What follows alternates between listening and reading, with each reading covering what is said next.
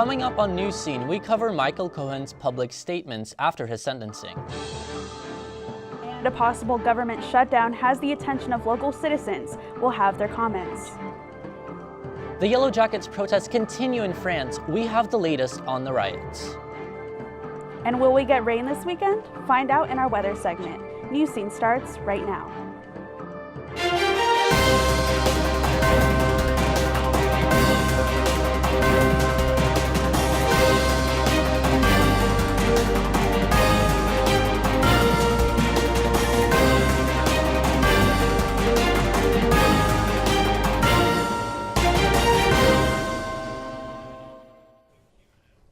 Hello and welcome to our last episode of Newscene for 2018. I'm Edgar Yudkevich. And I'm Marissa Gonzalez.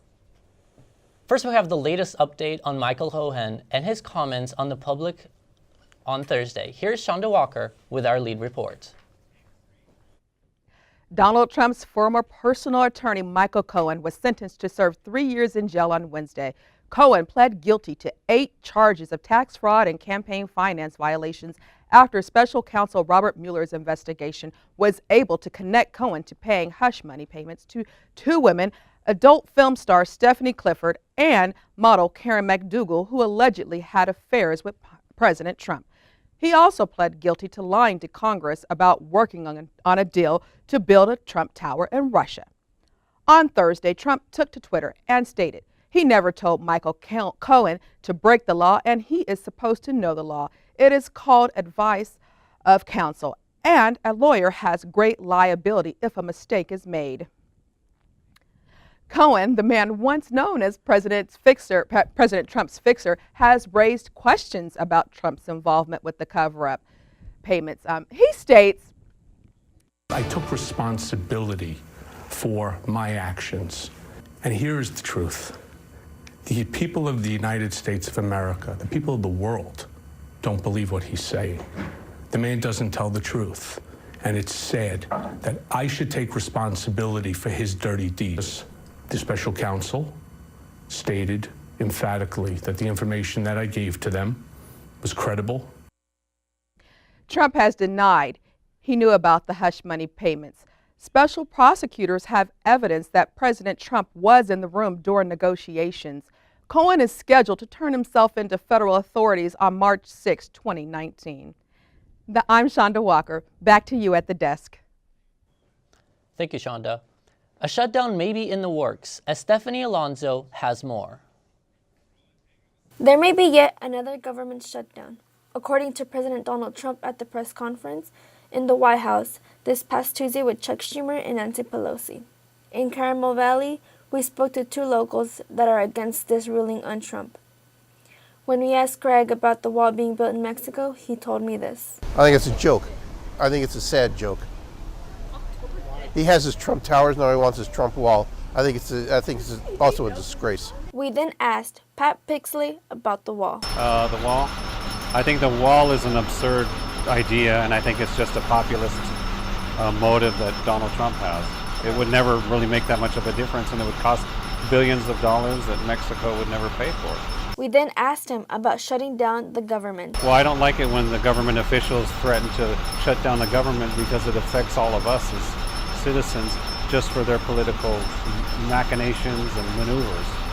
If we don't get what we want, one way or the other, whether it's through you, through a military, through anything you want to call, I will shut down the government. Okay, absolutely. fair enough. And I am proud, and I'll tell you what, disagree. I am proud to shut down the government for border security. His position, if he sticks to his position for a $5 billion wall, he will get no wall and he will get a shutdown. Unfortunately, that the president choose to shut down the government, that we have a Trump shutdown as a Christmas present, a holiday present to the American people. I think we're going to have a shutdown for 2 reasons. Number one, President Trump does not look to me like he was bluffing or is bluffing. And number 2, I don't think Speaker Pelosi is going to agree to anything because she's worried about her speakership. Reporting for Newscene, this is Stephanie Alonso. Thank you, Stephanie. President Trump is fully committed to shutting down the government for the border wall, and because of that, many citizens are frustrated. Meantime, Yellow Jacket protests in France leave gas stations running dry. Protesters wearing yellow reflective vests took to the streets this week to protest gas tax hikes and the high cost of living. Chaos broke out at some of Paris' most popular districts, destroying buildings and looting businesses. The Prime Minister is planning on speaking to defuse the situation. The U.S. Senate votes to withdraw its support for the Saudi war in Yemen.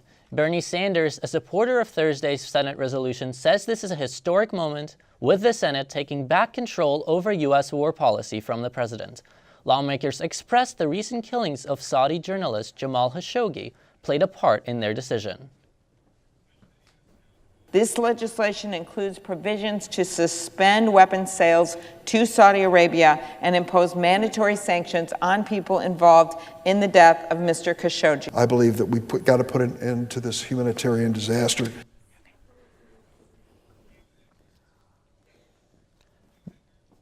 Before the Senate made its decision, the House of Representatives voted to table any discussion it would have of Saudi support and calls the war the worst humanitarian crisis in the world. Lawmakers on Capitol Hill are questioning whether Google has a bias against conservatives. Google CEO Sundar Pichai finally testified before the House Judiciary Committee after months of escalating pressure. During the hearing, Pichai was grilled on Google's privacy policies, alleged bias, and a reported censored search engine for China.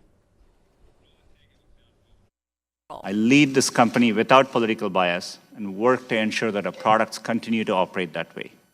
To do otherwise would be against our core principles and our business interests. I've heard the allegation that there's a bias in favor of liberal or progressive points of view. And I can assure you, we do it without regards to political ideology. Our algorithms have no notion of political sentiment. Pichai denied any bias, saying favoritism goes against the company's core principles. Sewage waste from the Tijuana River continues to pollute our coastal waters, and Imperial Beach is fighting to clean them. More when we come back. And the Chargers and Chiefs gave us a thrilling matchup in an AFC West Division rivalry. More on the game in sports.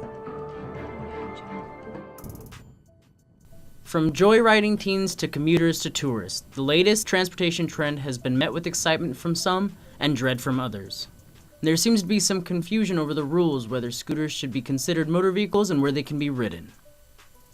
Safety, because I see some people using them irresponsibly and not following traffic laws. For everyone's safety, riding is discouraged on sidewalks. Riders are urged to follow all traffic laws, including signs and signals. Yeah, it's our first time riding them. Do you know the minimum age to ride them? 18. Did you guys go through the rules and regulations before you started riding them on what you're supposed to do and what you're not supposed to do? Yeah. Yep. Do you think that there is a risk in riding these without a helmet? Oh, definitely. Definitely. Yeah. But you don't care?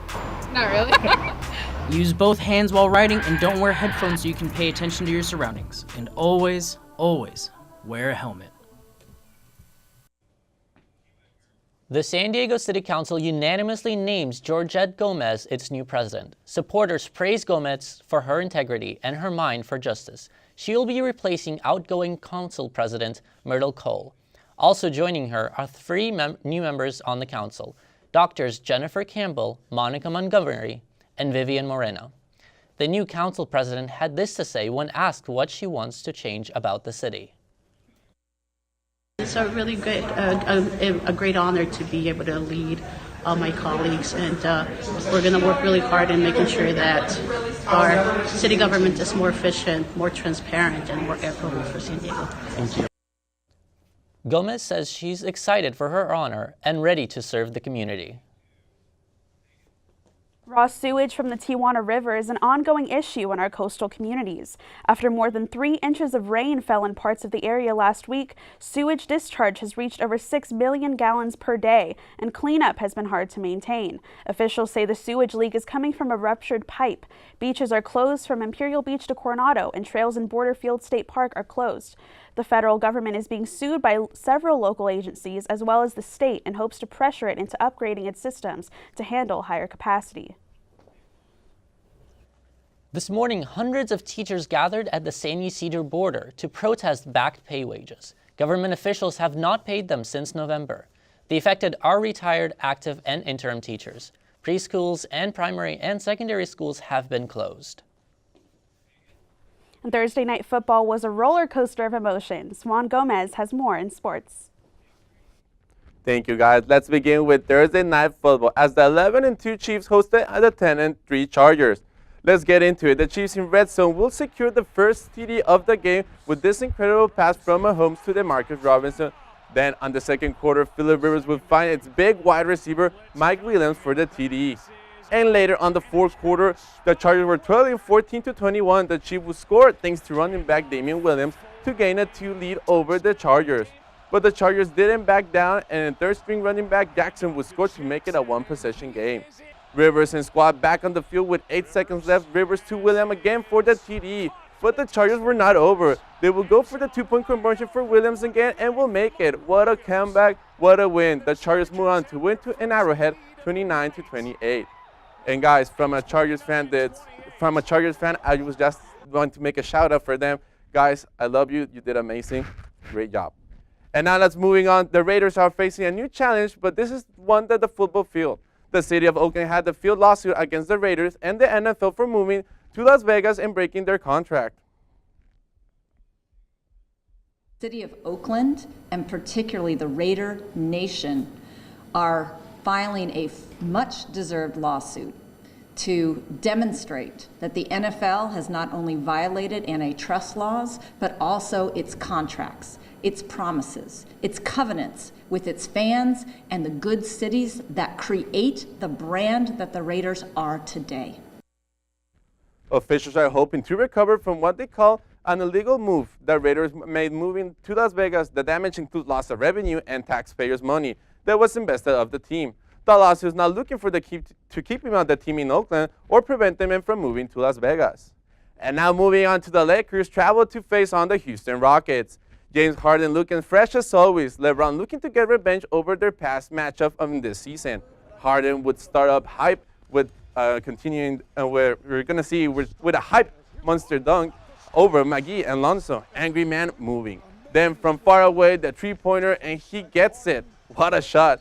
But LeBron wouldn't give up and without a fight, and he scores this layup over two defenders. But at the end, it wouldn't be enough. LeBron covering Harden, and he would score this long three-point over the King at the end. The Rockets win 126-111. Rockets move on to 13-14 record, while the Lakers still sit in 5th place with a 17-11 record. And the reigning MVP, we just talked, Harden, was giving a roller coaster with his team. It was James Harden night. Harden scored not 30, but 40, but 15 points during the game against the Los Angeles Lakers on Thursday. This was the first time Harden has scored a 50-point triple-double in a game, and it's the second one this season, setting a new record in the NBA. He also got 10 rebounds and 11 assists, outdoing LeBron James. Harden gave James and the Lakers more than they could handle. And to wrap up sports, we'll move on to Mexico soccer final with a young rivalry in play. The Liga MX final first leg was played yesterday with two of the most popular teams in Mexico giving it all. Cruz Azul and America played the first leg yesterday with tons of passion, but it wasn't enough for either teams to put goals on the board. The second leg will be played this Sunday in the Estadio Azteca at 4:30 p.m. And guys, with that, I will wrap up sports. Back to you at the desk. Thanks, Juan. Didn't know you were such a Chargers fan. Coming up, some SDSU students are combating horrendous food waste by baking cookies. And straight ahead in entertainment, find out which Beatles legend is coming to San Diego.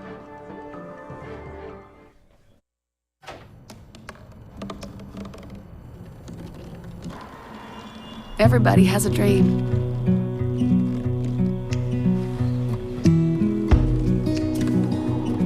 Mine was to see the ocean. And with a little help, I made it.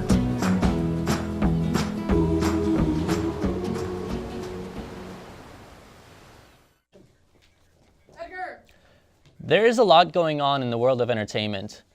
Matthew Scherer has more.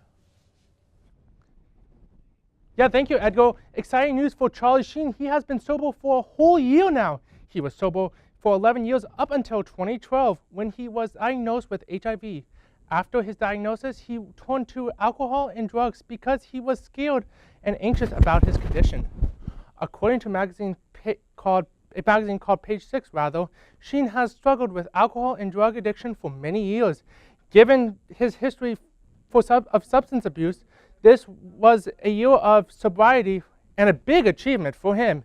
And now back to entertainment news in San Diego. Big news, on June 22nd, 2019, Paul McCartney will be stopping by Petco Park for a show that is part of a tour called Freshen Up.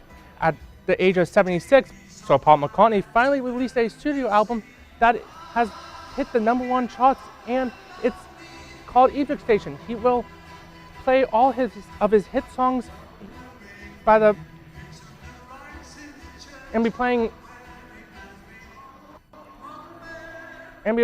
will be playing in San Diego, and he will be playing in San Diego since first time since 2014.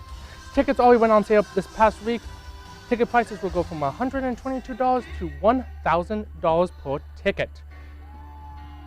And one of our favorite daytime talk shows may be coming to an abrupt end. Ellen DeGeneres has been considering to cancel her show after 15 years of laughter and joy. A comedian said that after her contract for the show is up in 2020, and she's been torn between whether to keep her show, wanting, or to reach out in a new direction. Ellen has tried to seek advice from her brother and her wife about what to do, but they aren't making things easy at all.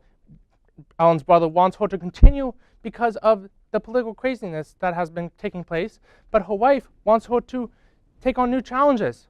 We may not know her decision for another year, but so we wish Ellen best of luck in her new adventures. Also, if you haven't been skydiving yet, don't worry, it's not too late. A 102-year-old Australian woman may have broken a skydiving world record, and she did it while jumping for charity. Irene O'Shea first skydived on her 100th birthday and has been jumping every year since. This was the second year she was skydiving to raise awareness for motor neuron disease, which claimed her daughter's life 10 years ago.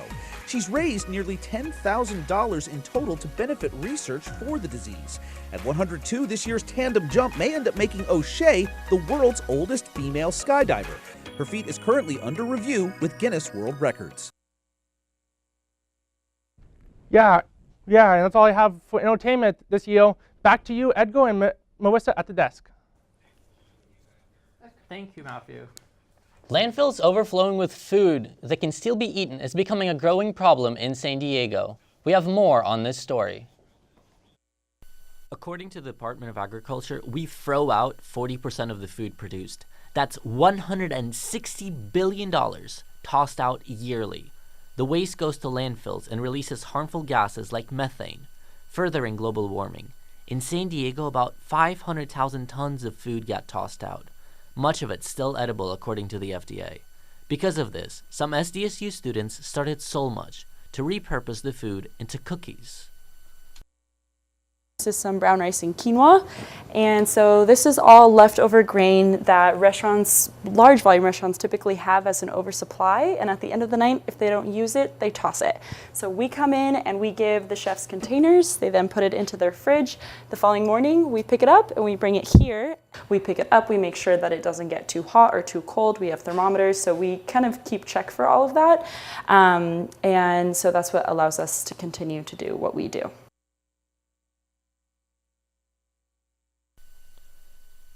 The cookies produced out of the edible food that would have been tossed out are sold at the OB Farmers Market and around SDSU, with the money obtained being enough to rent a commercial kitchen and even hire some help.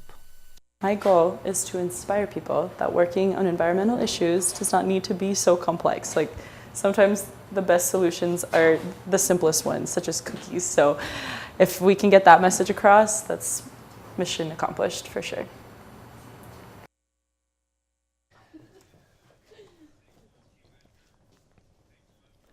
Recycling food by turning it into cookies certainly seems like a tasty way to combat food waste.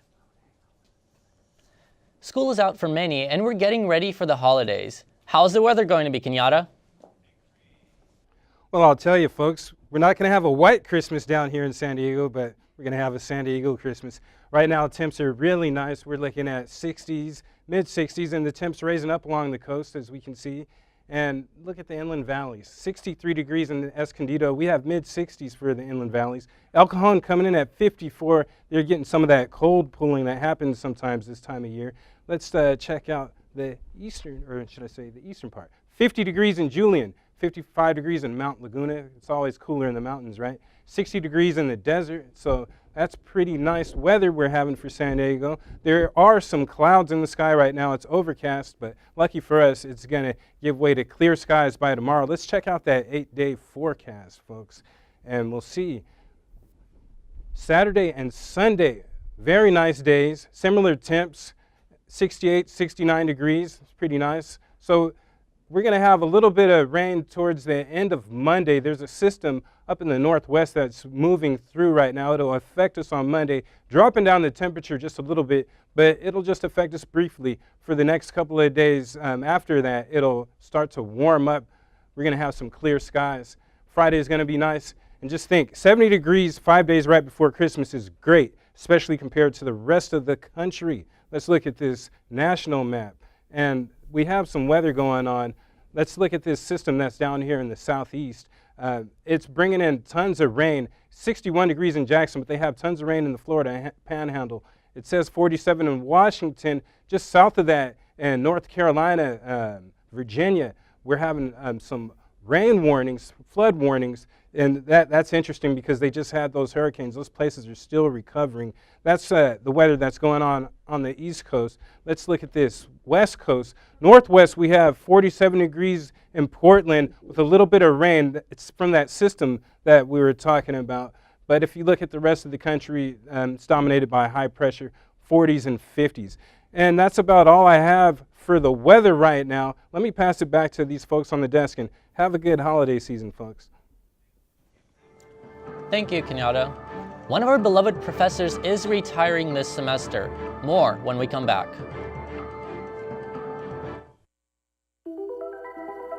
Todd's a great guy. I mean, look at him. What a sweetheart. Attaboy. Wait, Todd, what are you doing? How totally selfish and un-Todd-like of you. Come on, Todd. Come on, man. Our professor Laura Castaneda is leaving Newscene right after the show finishes. Let's take a look back as she reflects on the nearly 20 years she's been with Newscene. Stephanie Alonso got to sit down with her and talk about this. Our loving and beautiful Professor Laura is finally leaving us, San Diego City College, after 18 beautiful, marvelous years, you know. Hard to believe. Yeah. And so, on behalf of the crew, I want to say thank you. I am so glad that you were here. It was so nice to meet you, you know. So, just want to know, you know, what are you up to for? Oh my goodness, that's a loaded question. This is something I get to do all the time. You have a little hair right there, so I'm going to move it. That's something that Professor Castaneda would do, Newscene. Well, I have a lot of plans, and I have a bigger thing that I'm going to announce, but probably not till around February for various reasons. My official retirement date from here is in February, but I'm not going to be coming back next semester. So I'll have some more information that I'll announce later because I think it could benefit students, which is always my ultimate goal, right? But about a year ago, I launched a talent management company to help place more people in news jobs, producers, on-camera talent, and try to help diversify newsrooms.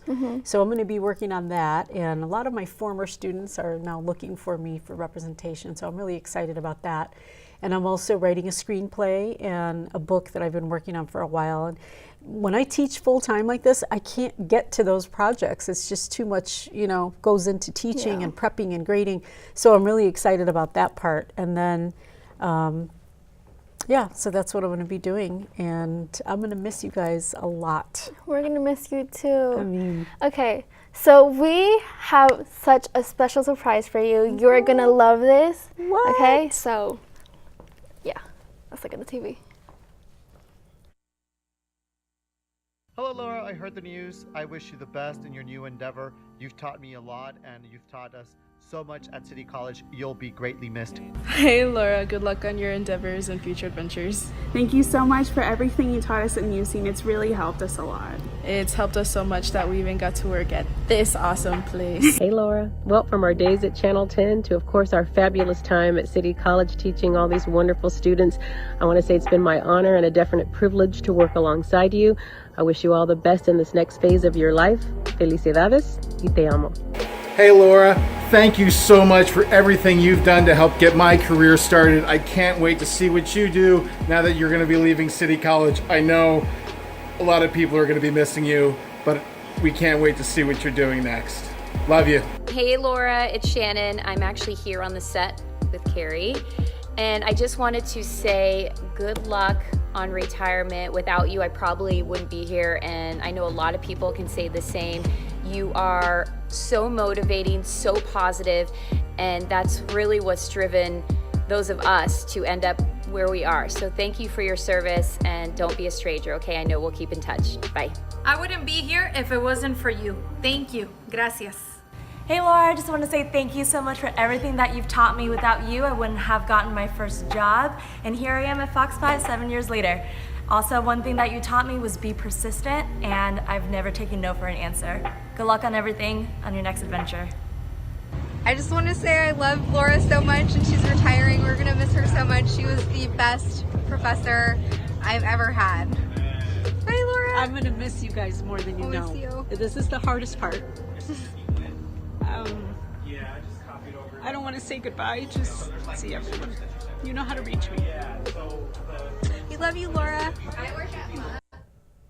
Oh my gosh. We're gonna miss that you. That means a lot to me, it really does. That's the hard part, is just, you know, but I'm also so proud of everybody. I want everybody to know that's ever had me as their professor. I'm so proud of everyone's accomplishments, and I will never stop bragging about you guys. You guys are awesome. Maybe you'll hire me someday. Thank you.